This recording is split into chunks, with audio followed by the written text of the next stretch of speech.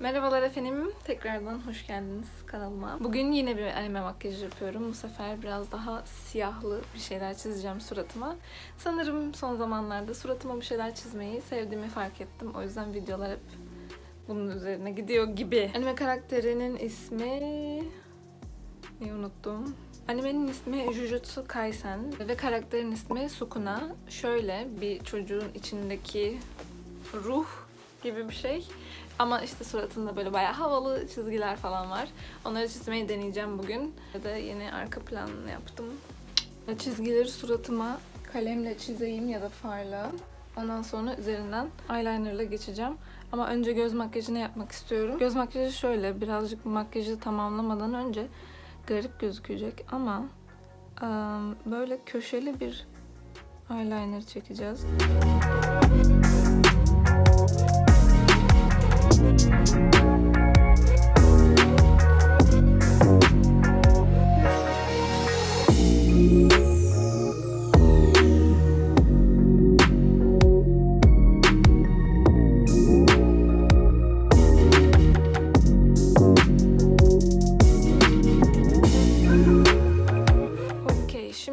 Biraz daha temizledim.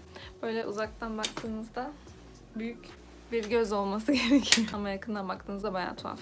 Biliyorum. Şimdi buradaki en kahverengi tonla yanaklarındaki gözleri çizeceğim.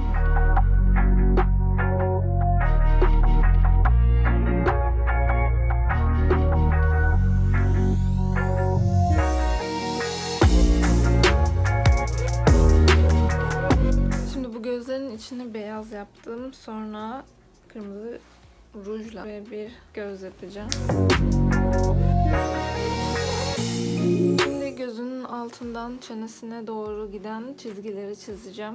Bunu kesinlikle önce farla çizeceğim. Sonra eyeliner'la geçeceğim. Şans dileyin.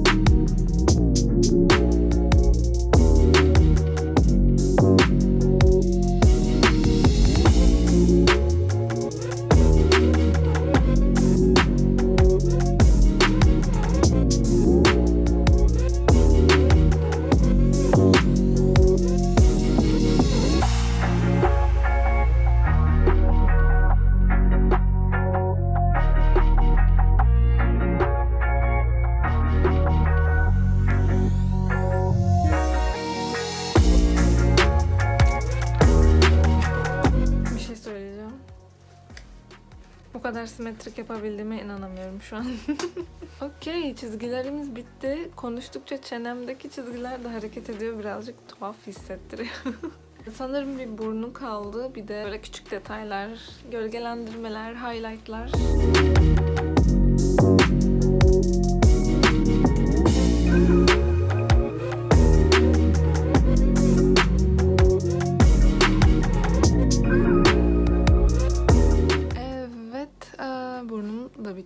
Aslında çizilecek alnında bir işaret var ama kahküllerim var. Yani o yüzden onu çizmek çok mantıklı olmayabilir. Yine saçım sayesinde onu çizmekten de kurtulmuş oluyorum. Bir de ruj sürelim ve makyajı bitirelim.